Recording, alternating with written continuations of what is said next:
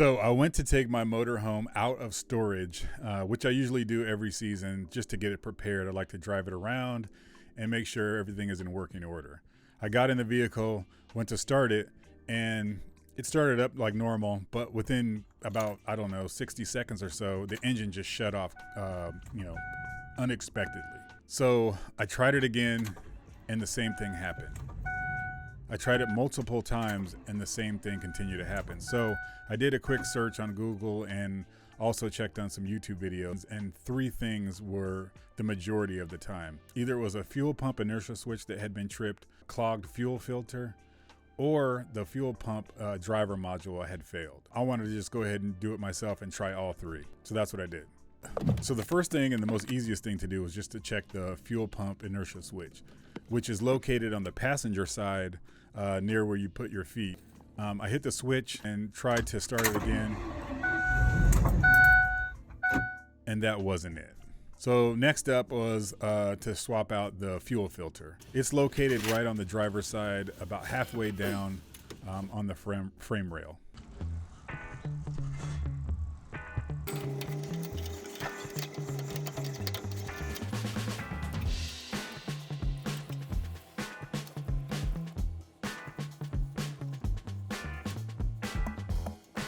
So once I got it all installed, I went to start the vehicle,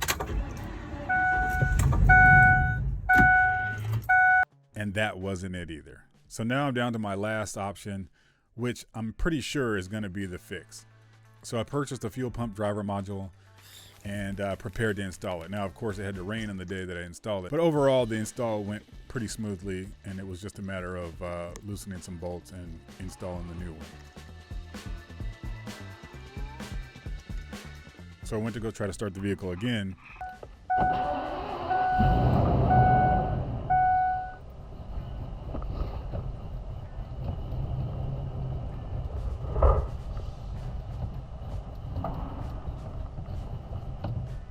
And that wasn't it either.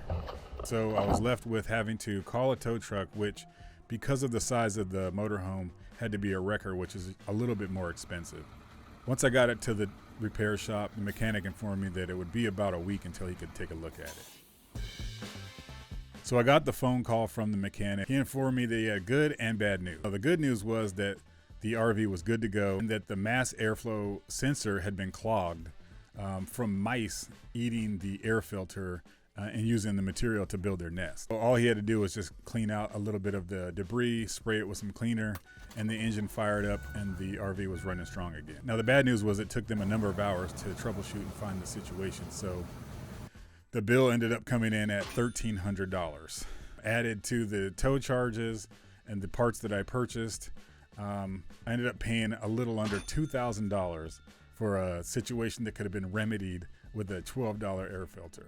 And to prevent the situation in the future, I just ended up putting bait all throughout the RV and in the engine bay, hoping to deter them from getting into the air filter housing again.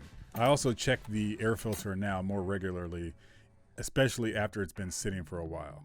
Now, I don't know if this is a 100% way to prevent it, but I haven't had the situation happen again. So hopefully this will help anybody out there who has a similar situation avoid this same costly error. If you got some value out of the video, consider subscribing, hit the like button, and if you have a question or a comment, leave that in the comment section below. As always, thanks for watching and supporting the channel. We'll see you on the next video. Take care.